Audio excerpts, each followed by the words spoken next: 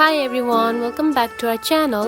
In today's video, I'm going to show you how to add layers on your videos using Clipchamp. It is a very simple and easy process, so let's get started.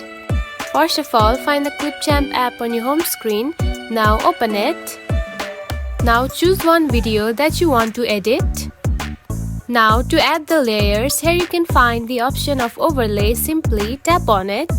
Then again tap onto the add overlay button. Now scroll down and choose one video that you want to edit as a layer on your video. Now here you can see the video has been added as an overlay. Now you can edit your videos as however you want it to edit. And you can also edit the overlay as however you want to edit it. And that's it. This is how you can add overlay on your videos using Clipchamp. It is a very easy process, right?